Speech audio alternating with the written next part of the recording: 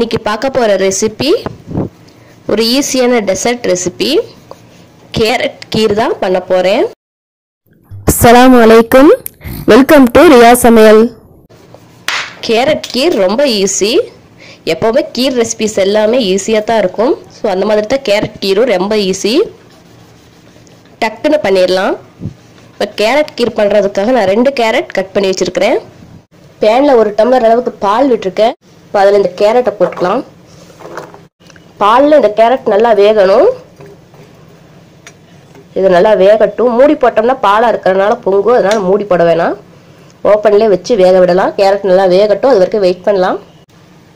3 ஏலக்காய் சேர்க்குறதுல கேரட் நல்லா குக் ஆகிடுச்சு. ஸோ ஸ்டவ் ஆஃப் பண்ணிட்டேன். இது கொஞ்சம் நேரம் நல்லா ஆறட்டும். கேரட் ஒரு மிக்ஸி ஜாரில் போட்டு வச்சுருக்கிறேன்.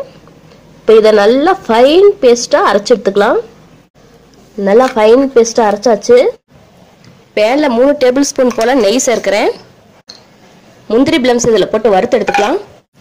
கோல்டன் கலர் வர்ற வரைக்கும் வறுத்துக்கலாம். வறுத்தாச்சு. இதை தனியாக எடுத்து வச்சுக்கலாம். ஸோ அதே சேம் பேனில் அரைச்சி வச்சுருக்கிற கேரட்டை சேர்த்துக்கலாம். நெய்யில் இதை கொஞ்சம் நேரம் அப்படி வதக்கிக்கலாம். 2 நிமிஷம் நெய்யில் அப்படி வதங்கட்டும். இப்போ இதில் 1/2 லிட்டர் பால் சேர்க்குறேன். மிக்ஸ் பண்ணி விட்டுறலாம். இது கொஞ்சம் நேரம் கொதிக்கட்டும். நல்லா பாலாக இருக்கிறதுனால பொங்கறதுக்கு சான்ஸ் இருக்குது. அதனால கிளறிக்கிட்டே இருங்க, இல்லாட்டி பொங்கிடும் டக்குன்னு. இது மேலே ஒரு உட்கரண்டி வச்சுட்டோம்னு சொல்லி சொன்னால் பொங்காது. இந்த மாதிரி வச்சுட்டோன்னா பால் பொங்காது. பாருங்கள், மரக்கரண்டி வச்சுருக்கறனால அது பொங்கவே இல்லை, அப்படியே கொதிச்சுட்டு இருக்குது. 100 மில்லி அளவுக்கு கண்டென்ஸ்டு மில்க் ஆட் பண்ணுறேன். இதோட இனிப்பு சுவையே இந்த கீருக்கு போதுமானதாக இருக்கும். நீங்கள் கண்டென்ஸ்டு மில்க் ஆட் பண்ணலன்னு சொல்லி சொன்னால் சர்க்கரை சேர்த்துக்கலாம், கோவா சேர்த்துக்கலாம்.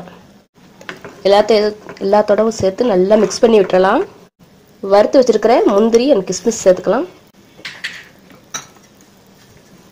கேரட் கீர் ரெடி ஆகிடுச்சு. ஸ்டவ் ஆஃப் பண்ணிடலாம்.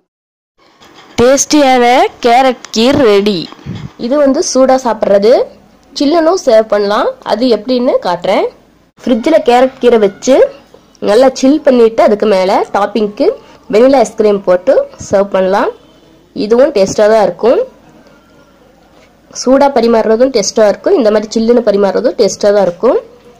நீங்களும் உங்கள் வீட்டில் ட்ரை பண்ணி பாருங்கள்.